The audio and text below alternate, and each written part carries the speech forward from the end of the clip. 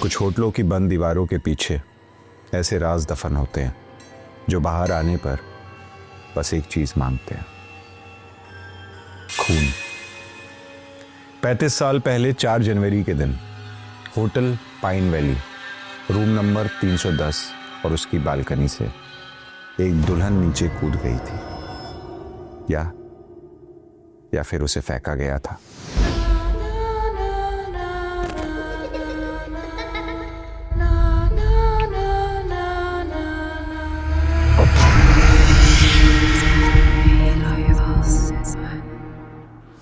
कुछ होटलों की बंद दीवारों के पीछे ऐसे राज दफन होते हैं जो बाहर आने पर बस एक चीज मांगते हैं, खून। 35 साल पहले 4 जनवरी के दिन hotel pine valley, room number 310 और उसकी बालकनी से एक दुल्हन नीचे कूद गई थी, या फिर उसे फेंका गया था। मैं हूं रामाकृष्ण दीक्षित और ये कहानी है काव्या सिंघानिया की। 32 साल की इंडिपेंडेंट वुमन, दिल्ली में इवेंट मैनेजमेंट का काम करती थी। सोलो ट्रैवलर, फियरलेस, मस्त जिंदगी, खुश एकदम और आजाद लड़की, जिसकी कहानी शुरू हुई 4 जनवरी 2024 के दिन। काव्या सुबह 9 बजे दिल्ली से निकली मनाली जाने के लिए। सोलो ट्रिप था, ब्रेक चाहिए था लाइफ से, काम से। ड्राइव एकदम स्मूथ चल रही थी। शिमला क्रॉस किया, कुल्लू की तरफ बढ़ रही थी और शाम के 6 बजे के आसपास क्लाउड्स गैदर होने लगे। पहले हल्की बूंदें, फिर तेज बारिश और फिर landslide. Road completely blocked, boulders, trees, mud सब रोड पे गिर गया और ट्रैफिक में सब फंस गए। कुछ देर बाद लोकल पुलिस आई, अनाउंसमेंट की, रोड खुलने में 5-6 घंटे लगेंगे, आप लोग किसी होटल में रुक जाइए। काव्या ने जीपीएस चेक किया। पास में एक छोटा सा टाउन था, घरोली, जहां एक ही होटल था, hotel pine. Old structure, reviews कम, पर कोई ऑप्शन नहीं था। उसने कार उधर मोड़ दी। होटल बहुत पुराना लग रहा था। ब्रिटिश टाइम का architecture, wooden beams, creaking floors, paint उतर रहा था, वॉल्स पे डैम्पनेस, पर कोई दूसरा ऑप्शन नहीं था। काव्या अंदर गई। रिसेप्शन, डिम लाइट्स, एक बूढ़ा रिसेप्शनिस्ट, करीब 65 साल का। उसकी आंखें एकदम सनकन, चेहरे पे कोई एक्सप्रेशन नहीं। भैया, एक रूम चाहिए एक रात के लिए। एक ही रूम खाली है, 310। काव्या ने कहा, ठीक है दे दीजिए। पर रिसेप्शनिस्ट ने कुछ सेकंड्स तक काव्या को देखा, जैसे कुछ कहना चाहता हो, पर फिर वो चुप रहा। उसने की दी और बोला, 3rd फ्लोर, लिफ्ट नहीं है, सीढ़ियां। काव्या 3rd फ्लोर तक पहुंची। कॉरिडोर खाली, एक भी आवाज नहीं, सिर्फ और सिर्फ अपने फुटस्टेप्स का इको। रूम नंबर 310 एकदम कॉर्नर में था। उसने की लगाई, दरवाजा खोला और अंदर गई। पहली चीज जो उसने नोटिस की वो थी गर्मी।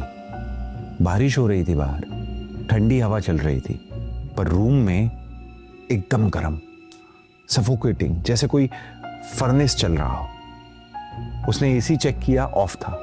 विंडो खोली, थोड़ी हवा आई, पर गर्मी कम नहीं हुई। और एक और चीज, एक हेवीनेस, जैसे किसी ने उसके सीने पर पत्थर रख दिया हो। सांस लेना मुश्किल लग रहा था, डिप्रेसिंग, डार्क, एक ऑप्रेसिव सी फीलिंग आ रही थी। पर उसने सोचा, थकान होगी है, लॉन्ग ड्राइव, स्ट्रेस होगा। उसने बैग रखा, फ्रेश होने के लिए बाथरूम गई। बाथरूम पुराना था, टाइल्स टूटी हुई, मिरर्स पे स्टेन्स। काव्या ने फेस वॉश किया और मिरर में देखा, उसका रिफ्लेक्शन नॉर्मल था, पर 1 सेकंड के लिए एक सेकंड फेस दिखा। बिल्कुल उसके पीछे एक औरत का चेहरा, बालों से ढका हुआ। काव्या झटके से घूमी, कोई नहीं था, बिल्कुल कोई नहीं था। उसने बार बार पीछे देखा, कुछ नहीं। दिमाग खराब हो रहा है मेरा शायद थकान से ना। वो जल्दी से बाहर आई। रूम में आके उसने नोटिस किया बालकनी का दरवाजा खुला था। उसने सोचा मैंने तो बंद किया था, और वो बालकनी की तरफ गई दरवाजा बंद करने। पर जब वो बालकनी के पास पहुंची उसे एक अजीब सा खिंचाव महसूस हुआ, जैसे कोई उसे बाहर बुला रहा हो। उसने रेलिंग पकड़ी और नीचे देखा। नीचे अंधेरा था, कुछ दिख नहीं रहा था, पर एक आवाज आई, बहुत धीमी आवाज, आ जाओ, नीचे आ जाओ, सब खत्म हो जाएगा, दर्द नहीं होगा। काव्या की ग्रिप रेलिंग पर टाइट हो गई और अचानक उसके पैर अपने आप रेलिंग पर चढ़ने लगे, जैसे कोई उसे कंट्रोल कर रहा हो। उसका दिमाग चिल्ला रहा था, ये क्या हुआ है, ये क्या हो रहा है? पर उसका शरीर अपने आप ऊपर चढ़ रहा था। एक पैर रेलिंग पे, दूसरा ऊपर जाने वाला था। काव्या ने अपनी पूरी ताकत लगाई और चिल्लाई, नहीं नहीं। वो पीछे गिरी। रूम के अंदर सांस फूली हुई, रोती हुई, कांपती हुई वो फ्लोर पे लेटी रही कुछ मिनट तक। पर फिर वो आवाज फिर आई, इस बार ज्यादा क्लियर, ज्यादा स्ट्रांग। क्यों रुक गई? आराम मिलता, सब खत्म हो जाता, दर्द, धोखा, सब। काव्या ने अपने कानों को हाथों से बंद कर लिया और तभी बालकनी के दरवाजे पर एक शैडो दिखाई दी, लंबी, पतली, एक औरत की। उसकी गर्दन टेढ़ी थी, जैसे टूटी हो। और फिर वो शैडो अंदर आने लगी, धीरे धीरे घसीटती हुई। काव्या की आंखें रोल बैक हो गई, उसका पूरा शरीर लूज हो गया। वो वहीं फ्लोर पे बेहोश हो गई। पता नहीं कितनी देर बाद काव्या की आंखें खुली। उसका सर बहुत दर्द कर रहा था। वो फ्लोर पे लेटी हुई थी, रूम की लाइट्स ऑन थी, सब नॉर्मल लग रहा था। उसने सोचा सपना था। फिर वो उठने लगी, हाथ जमीन पे टिकाया और कुछ महसूस किया। उसकी पाम पे कुछ स्टिकी वेट फील हो रहा था। उसने हाथ ऊपर उठा के देखा और चिल्लाई। उसके दोनों हाथों में घुंघराले बाल चिपके हुए थे, बहुत सारे, खून से सने। काव्या ने झटके से हाथ हिलाया, बाल फेंके। ये क्या है? ये क्या है? काव्या भागी सीधे दरवाजे की तरफ। उसने हाथ डोर हैंडल पे रखा और खींचा, पर दरवाजा नहीं खुला। उसने जोर से खींचा, दोबारा, तीसरी बार, नहीं खुला, जैसे बाहर से लॉक हो। वो डोर को जोर से मारने लगी, खोलो खोलो, प्लीज कोई है, प्लीज हेल्प, कोई खोलो। पर कोई जवाब नहीं आया। और तभी किसी औरत का रोना।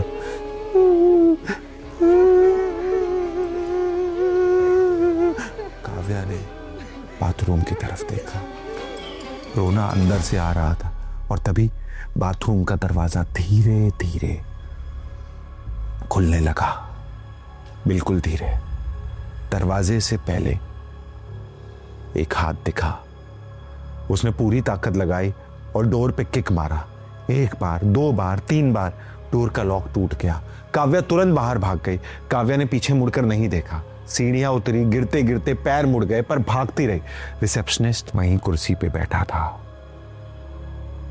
काव्या उसके पास पहुंची। हाफते हाफते, रोती हुई, घबराई हुई, मुझे बाहर डालती, वो मुझे बाहर डालेगी। उसने अपने हाथ दिखाए जिसमें अभी भी कुछ बाल चिपके हुए थे। रिसेप्शनिस्ट ने कोई सरप्राइज नहीं दिखाया, बिल्कुल नहीं। उसने काव्या के हाथों को देखा। उसने रजिस्टर से काव्या का नाम काट दिया और कैश पूरा का पूरा वापस किया। काव्या उस रात घरौली से भाग गई, सीधे दिल्ली। पर वो कहानी यहीं नहीं रुकती। काव्या ने वापस जाकर केस स्टडी की, रिकॉर्ड्स चेक किए, police files, newspaper archives, local interviews, और उससे जो मिला वो बहुत ज्यादा डार्क था। 4 जनवरी 1987, रूम नंबर 310 में एक न्यूली मैरिड कपल ने चेक इन किया था। दुल्हन का नाम था सिमरन 22 साल की, उसका पति राजीव। उस रात रूम नंबर 310 से चीखें आई, एक बार, 2 बार, और फिर खामोशी। 5 जनवरी सुबह 6 बजे होटल स्टाफ रूम की सफाई के लिए गया। दरवाजा अंदर से लॉक था। उन्होंने नॉक किया, कोई जवाब नहीं। मास्टर की से खोला, रूम खाली था, पर बालकनी का दरवाजा खुला था। और जब उन्होंने बालकनी से नीचे जाके देखा तो उन्हें एक बॉडी दिखी, सिमरन की। उसकी गर्दन कंप्लीटली टूट गई थी और सबसे ज्यादा डिस्टर्बिंग, उसके दोनों हाथों में घुंघराले बाल पकड़े हुए थे। पर सीसीटीवी में देखा जा सकता था राजीव के बाल घुंघराले नहीं थे। पुलिस तुरंत रूम नंबर 310 में गई, राजीव को ढूंढा, पर वो गायब था, बिल्कुल गायब। रूम में उसका कोई ट्रेस नहीं, कोई कपड़ा, कोई सामान, कोई फिंगरप्रिंट, कुछ नहीं, जैसे वो एग्जिस्ट ही नहीं करता था। पुलिस ने होटल रजिस्टर चेक किया, राजीव का सरनेम, एड्रेस, फोन नंबर सब फेक था। कोई ऐसा इंसान था ही नहीं। और जो बाल सिमरन के हाथों में थे, उनका डीएनए टेस्ट हुआ, रिपोर्ट आई, वो बाल ह्यूमन थे, पर किसी लिविंग पर्सन के नहीं थे। वो बाल डीकम्पोज्ड थे, जैसे किसी मुर्दे के हों। तो सवाल ये है, राजीव था कौन? एक इंसान या कुछ और, कुछ ऐसा जो दुल्हन को रूम नंबर 310 तक ले आया और फिर उसे मार दिया, या सच कुछ और था?